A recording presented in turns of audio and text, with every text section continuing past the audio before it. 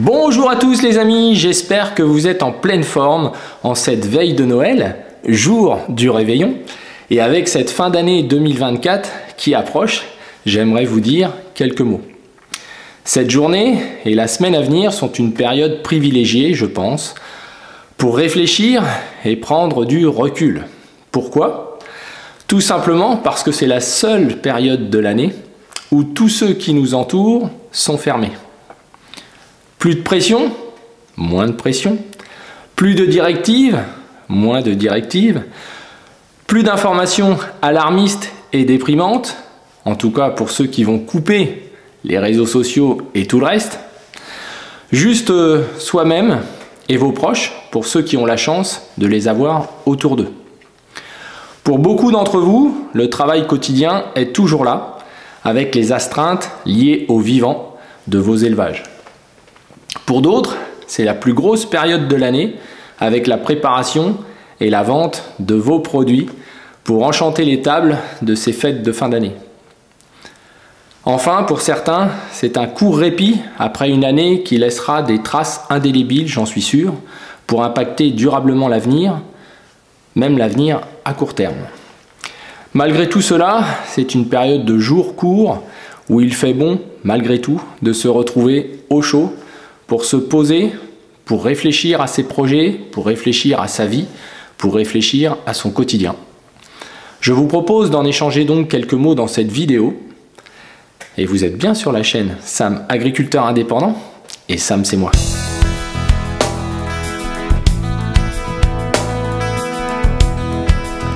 Alors ne nous mentons pas, l'année 2024 aura été une année épuisante à tout point de vue et pour tous. Physiquement, mais aussi et surtout, je crois, mentalement. En cette fin d'année, nous sortons d'une période de travail et d'échange avec nos partenaires de plusieurs semaines dans différentes régions de France. Je pense qu'on a un certain retour réaliste de ce qui se passe et du ressenti du monde agricole actuellement. Ce qui ressort en premier, c'est la fatigue, l'épuisement. Et je dirais même un certain abattement et aussi beaucoup d'inquiétude. Cette inquiétude qui se fait sentir, on peut même parler parfois de démotivation forte chez les jeunes comme chez les moins jeunes. Évidemment, l'inquiétude est liée à cette incertitude permanente avec le climat qui, je crois, est l'élément et l'acteur principal de cette inquiétude, mais aussi avec les prix de vente inadaptés. Car comment parler d'avenir, de développement personnel, de développement d'entreprise sans parler des prix qui sont au cœur de tous les problèmes agricoles. On en a parlé dans nos 3 précédentes vidéos diagnostiques avec 10 exemples concrets de nos réalités d'agriculteurs qui pourraient être changées très facilement. C'était ça l'objet de ces vidéos-là, d'agir concrètement en évitant de continuer à servir un petit peu de main-d'œuvre pas chère, puisqu'en fait c'est notre réalité d'agriculteur. Ne vous leurrez pas, tout le monde connaît nos marges, en tout cas connaît nos coûts de production, et c'est bien ça qui est complètement incroyable, irréaliste et inacceptable, c'est de travailler tous les jours avec des gens qui savent pertinemment que les prix qui nous sont proposés ne nous permettent pas une rémunération décente et de notre travail, de nos coûts de production, et de nous rémunérer pour préparer l'avenir.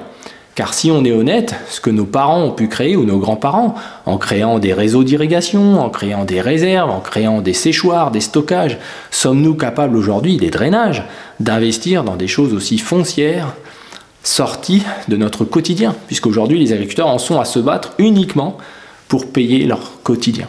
C'est ça le constat qu'on peut avoir de ce retour. Alors on a beaucoup de retours aussi de coopérateurs, on a beaucoup de partenaires qui travaillent avec les coopératives. Il y a quand même un sentiment que le train de vie de ces coopératives n'est plus adapté pour proposer aux agriculteurs des prix compétitifs, pour proposer aux agriculteurs des prix d'achat, mais aussi de vente compétitifs et réalistes par rapport à leur situation. Je vous rappelle qu'aucune coopérative, qu'aucun acheteur en France aujourd'hui n'est obligé de vous proposer un prix mondial. Toutes les choses qui sont proposées pour diversifier les agriculteurs leur demandent des investissements, souvent colossaux, et avec des rémunérations en face qui sont presque dérisoires si on y regarde bien. Les prix du matériel. Aujourd'hui, les prix de matériel sont complètement délirants. On sait que certains constructeurs s'en mettent plein les fouilles. Je vous parle souvent des outils bleus, mais s'il y a bien un exemple aujourd'hui, c'est bien les outils bleus en France, notamment avec l'importateur français de ces outils. Lorsque l'on voit le prix de ces outils à l'étranger, on ne peut qu'en être inquiet. L'évolution des prix, un semoir comme j'ai aujourd'hui, que vous connaissez bien, Adam, valait 46 000 € il y a 14 ans. Aujourd'hui, on est à 80 000 €. Comment c'est possible ? Comment c'est possible? Comment l'agriculteur peut financer ce genre d'évolution sans voir lui-même une évolution de ses prix? Alors finalement, la politique nous montre, avec un parallèle flagrant avec le monde agricole, que c'est le pouvoir profond qui commande. Et ne vous leurrez pas les amis, il ne va rien se passer, vous le savez très bien, avec le gouvernement en place actuellement, qui n'est pas représentatif des votes des Français. C'est à peu près la même chose pour le monde agricole, puisque vous le savez, au mois de janvier, il y a les élections chambres. Donc vous pouvez déjà barrer le 14 janvier que je vous avais proposé pour aller à Bruxelles. Si certains l'avaient noté dans leur tablette, j'ai eu quelques syndicats qui m'ont contacté. Il y a des congrès, il y a surtout les élections chambres qui vont faire que rien ne va se passer durant ce mois de janvier. Ensuite, les travaux vont reprendre et on peut donc s'attendre à ce qu'il ne se passe absolument rien et que le pouvoir profond puisse continuer de contrôler cette agriculture finalement assez malléable. Le cocotier semble ne pas vouloir se secouer. Alors, aux élections chambres, on pourrait demander pour Noël que ce ne soit plus 15% des agriculteurs qui votent, mais peut-être 60 ou 80%, ce serait un rêve quand même minimal, même si on sait que ça ne changera pas l'ensemble de la situation, puisqu'au fond, il y a toujours ce gouvernement profond de l'agriculture, ses intérêts croisés, ses commissions permanentes, ce qui fait que peu d'agriculteurs peuvent ne pas devenir des professionnels du syndicalisme, et pourtant les deux syndicats minoritaires ont le sentiment, quand on les regarde faire, qu'ils travaillent vraiment pour les agriculteurs et qu'ils sont surtout agriculteurs avant tout eux-mêmes. Et c'est pour ça qu'un vœu pieux pour Noël serait qu'ils soient représentés à part égale au sein des chambres d'agriculture, sous réserve qu'on les conserve. Ce serait quand même une vraie représentation du monde agricole, n'en déplaise à certains. On ne peut pas avoir cette minorité trop investie dans des intérêts trop croisés qui nous bassine avec de la filière toute la journée sans jamais parler simplement des agriculteurs. Qu'est-ce qu'ils veulent les agriculteurs? Quand on leur demande ce qu'ils veulent, c'est pas de la filière qu'ils veulent, même si c'est important, mais c'est une filière au service des agriculteurs, des coopératives au service des agriculteurs, des outils qu'ils ont payés. C'est pas pour recevoir des produits du Mercosur qui vont être votés. Ne vous leurrez pas, le Mercosur va être voté certainement avant la moisson. Il ne se passera sans doute rien, et ça fait partie des mauvaises nouvelles de cette fin d'année. Alors finalement, qu'est-ce qu'on pourrait souhaiter pour Noël? Eh bien déjà qu'on ait le courage d'oser, et de prendre un petit peu de hauteur pour justement constater toutes ces choses-là et agir en conséquence. Ne plus être soumis serait déjà un premier point, et notamment pour tous ceux qui vont nous représenter à partir de la fin janvier, lorsqu'ils seront élus dans les chambres d'agriculture. Croire en l'agriculture au point de ne plus se soumettre. On a des gens aujourd'hui qui sont désavoués, qui au final ne croient plus ni en la France, ni dans leurs agriculteurs. Les agriculteurs sont des êtres uniques. Pour moi, ce sont eux les derniers à représenter encore ce qu'est une nation. Ça a toujours été comme ça. Les paysans sont des gens à part.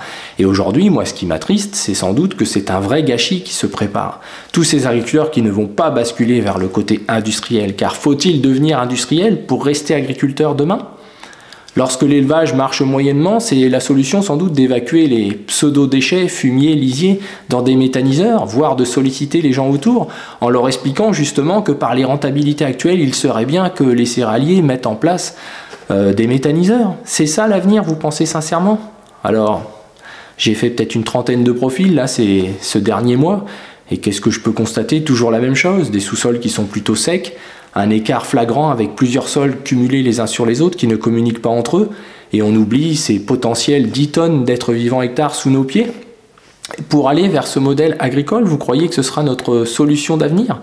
C'est un vrai gâchis les amis, on ne remplacera pas les agriculteurs de terroir, ceux qui savent, de père en fils, qui ont appris un tas de choses, on ne les remplacera pas. C'est clair et net. Et c'est pour ça qu'on doit redresser la tête.